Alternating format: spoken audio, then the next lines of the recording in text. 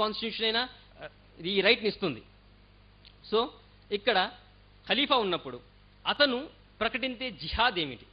ఎక్కడ పడితే అక్కడ ఎవరు పడితే వారు లేచి నేను జిహాద్ చేస్తున్నాను అని ఎవరు పడితే వారిని చంపేస్తే కుదరదు. అక్కడ దాన్ని జిహాద్ అనరు, దాన్ని ఉగ్రవాదం అంటారు. ఇంకా జిహాద్ ఇస్లామిక్ పరిభాషలో చేసే విధానము అపోనెంట్స్తో ఏమిటి అంటే, ఆ ఖలీఫా ఎప్పుడైతే ఆ ఖలీఫా ఉంటాడో ఆ ఖలీఫా హీ విల్ డిసైడ్, అతను నిర్ణయిస్తాడు జిహాద్ ఎప్పుడు చెయ్యాలి, ఎప్పుడు మనము మైదానంలోకి వెళ్ళి ఇతరులతో మనం పోరాడాలి అని. ఇంకా ఈ పోరాడే ముందు, ఈ జిహాద్ బిస్సైఫ్ చేసే ముందు ఒక విషయం చాలా క్షుణ్ణంగా అతను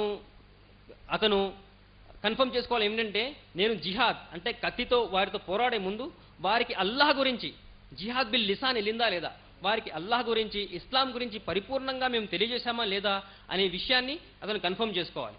దాని తర్వాత ఇంకా పరిస్థితులు అనుకూలించకపోతే అప్పుడు జిహాద్. ఈ జిహాద్ అనేది ఒక ఇస్లాంలోనే కాదు,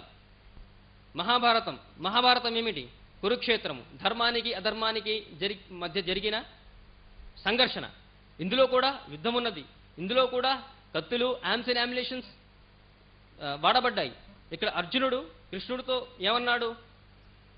వారిలో అంటే నీ ఒపోనెంట్స్లో, నీ శత్రువుల్లో, నీ బంధుమిత్రులైన వారు ఒకవేళ అధర్మాన్ని ఆచరిస్తే నువ్వు వారికి వ్యతిరేకంగా పోరాడు అని.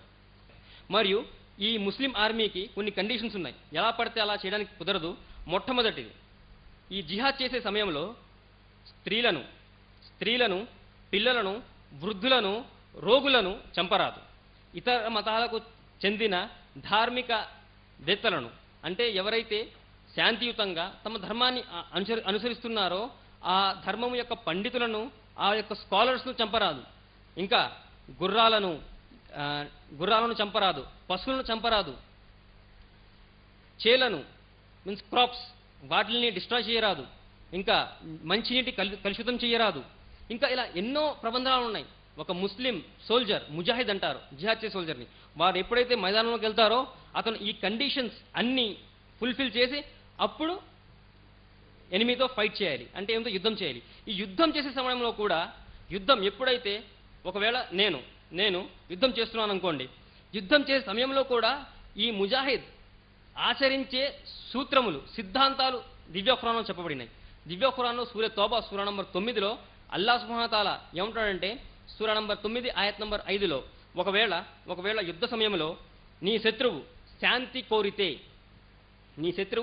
కోరితే వారికి నువ్వు శాంతిని ప్రసాదించు. ఎందువలనగా వారు అల్లాహ్ గురించి తెలియనివారు, వారికి జ్ఞానము లేదు.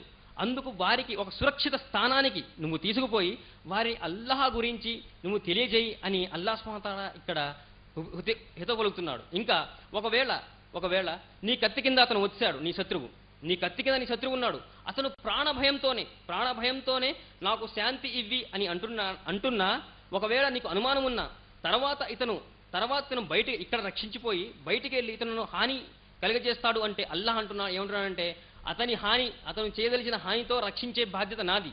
నువ్వు దాని గురించి ఎటువంటి సందేహము పెట్టవద్దు. ఒకవేళ యుద్ధంలో పోరాడే సమయంలో కూడా ఎవరైనా నిన్ను శాంతి అడిగితే వారికి శాంతి ఇవ్వడమే కాదు, వారిని ఒక సురక్షిత స్థానానికి తీసుకువెళ్ళి నీ దేవుడైన అల్లాహ్ గురించి అతన్ని వివరించు అని అల్లాహ్ సుబ్హానహు వ తఆలా దివ్య ఖురాన్లో స్పష్టం చేసినాడు.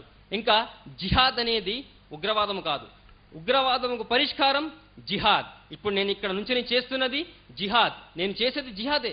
నేను ఎవరిని చెప్పట్లేదు, నేను రక్తపాతము సృష్టించడం లేదు, నేను శాంతియుతంగా అందరినీ ఒక చోటకు పిలిచి అల్హమ్దులిల్లా జిహాద్ బిస్ లిసాన్ అల్లాహ్ సుబ్హానహు వ తఆలా గురించి మీకు తెలియజేస్తున్నాను. వాఖిరు దావానా అని అల్హమ్దులిల్లాహి రబ్బిల్ ఆలమీన్. సమయం లేనందువలన ఇంతటితో మేము ప్రశ్నోత్తరాలను ముగిస్తున్నాము. ఒకవేళ ఎవరికన్నా ఏ విధమైన ప్రశ్నలు ఉంటే ప్రతి ఆదివారం IREF Islamic research educational foundation office వద్ద ప్రశ్నోత్తరాల సరళి అవుతుంది. ప్రతి ఆదివారం మేము ప్రశ్నలు తీసుకుంటాం. మీరు తప్పకుండా అక్కడ ఆఫీస్కి వచ్చి ప్రశ్నోత్తరాలు అడగవచ్చు. అల్హమ్దులిల్లా, ముందుగా నేను ఈ సభను శాంతియుతంగా నిర్వహించడంలో మాకు అన్ని విధాలా సహాయం చేసిన అద్వితీయుడైన అల్లాహ్ను ధన్యవాదాలు తెలుపుకుంటున్నాను. ఆ తరువాత మా ఆహ్వానంను మన్నించి వారి అమూల్య సమయంను ఇస్లాం కొరకు ఇచ్చిన స్వామి రాజగోపాలాచార్యులకు, రెవరెండ్ డేవిడ్ రాజ్ గారులకు ఐఆర్ఎఫ్ తరపున నా హృదయపూర్వక ధన్యవాదాలు. ఈ కార్యక్రమంలో శాంతియుతంగా పాల్గొన్న సభికులకు మరియు ఈ కార్యక్రమంకు అఖండ విజయం చేకూర్చడంలో ప్రత్యక్షంగా గాని పరోక్షంగా గాని సహాయపడిన వారందరికీ ఐఆర్ఎఫ్ యొక్క హృదయపూర్వక ధన్యవాదాలు. అల్లా మనందరినీ సన్మార్గంలో నడిపించి ఇహపరలోకాలలో సాఫల్యం ప్రసాదించుగాక. ఆమీన్. దీనితో ఈనాటి సభను ముగిస్తున్నా. వాఖిరు దావానిల్ హమ్దులిల్లాహి రబ్బిల్ ఆలమీన్. రబ్బనా తఖబ్బల్ మిన్నా ఇన్నక అంతస్ సమీఉల్ అలీం వతుబ్ అలైనా ఇన్నక అంతత్ తవ్వాబుర్ రహీం. వసల్లల్లాహు అలన్ నబీ. అస్సలాము అలైకుం వరహ్మతుల్లాహి వబరకాతుహు.